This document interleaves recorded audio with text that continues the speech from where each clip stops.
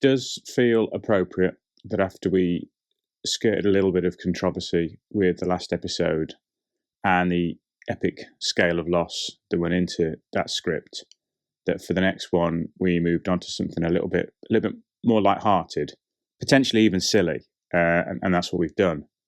But I hope what we've come up with is still satisfying and it isn't silly to the point of ridiculousness. What I am finding is that monsters and horror can be quite difficult to work with if you go too extreme in one direction. And I guess my worry with this one was the fact that it was so removed from reality, so light-hearted, that people might perhaps not react to it that well.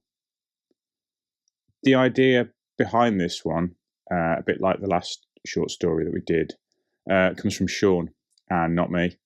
I was sat minding my own business one day, and the next thing I know, he messaged me a doodle of a chat with tentacles exploding out of his chest. I mean, sometimes I wonder who finds it harder to sleep at night, him or me. He'd had an idea for a story set during the Italian campaign, where a group of soldiers have taken a wounded prisoner into a church, found a bunch of Lovecraftian cultists down in the basement, and it's all gone horribly wrong. And I think I've retained the majority of that narrative, but at the same time, it was important for me. I was getting conscious of the fact that the majority of the stories were ended up in a format where it was British versus German. And so I made the decision that I wanted to include somebody different in it. And in this case, it was the Italians, which pulled me down a little bit of a rabbit hole into researching the split between Mussolini's forces and their political opponents during the dying days of the war. I mean, honestly, I don't think my wife could be any more disappointed with what she finds in my Google search history, to be honest. I started going through battles, which might include what was left of Mussolini's army and another foe that wasn't the British, and settled on one of the last battles during that campaign. And you are going to have to bear with me for the pronunciation. The Battle of Collecchio? I don't know.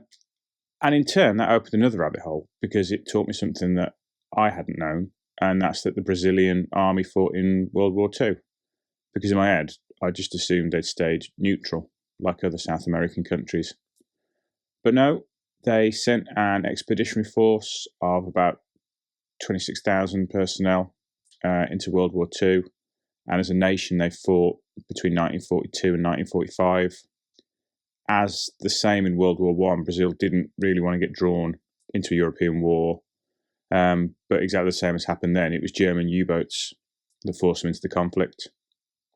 In 1942, 18 Brazilian merchant ships were sunk by German U-boats, culminating in U-507 sinking 5 Brazilian ships in 2 days.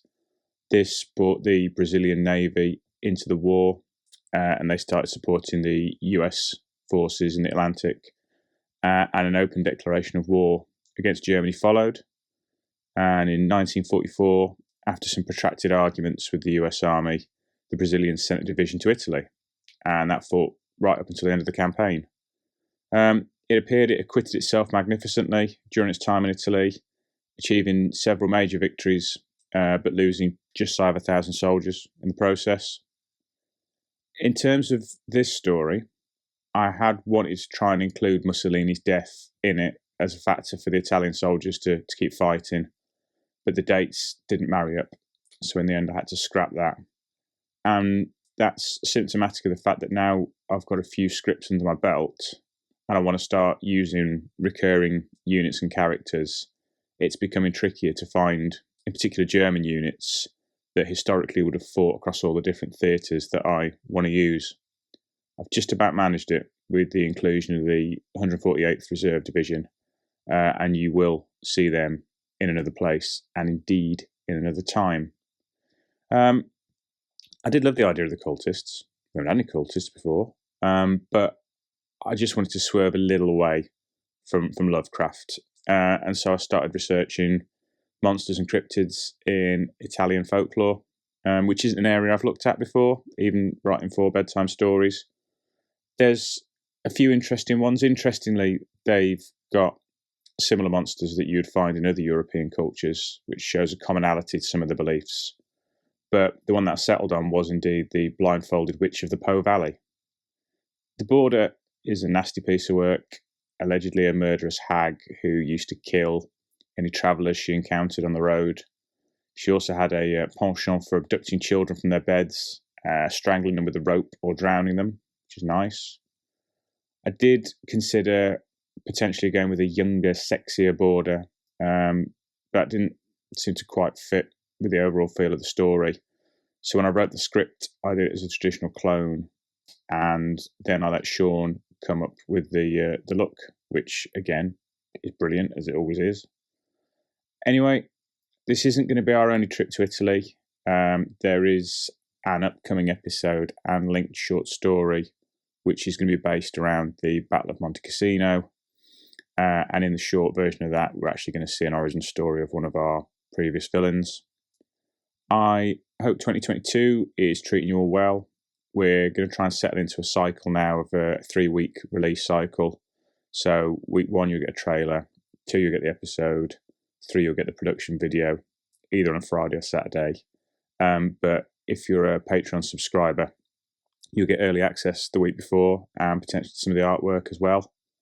We've also had some approaches by people who've written in offering to write scripts and offering to do some voice work, and I'm exploring those. I mean, who wants to listen to my voice? So hopefully you should see what we're doing evolve a little bit as we progress this year. Anyway, as always, thank you for your support, and hopefully we'll see you next week for a new trailer.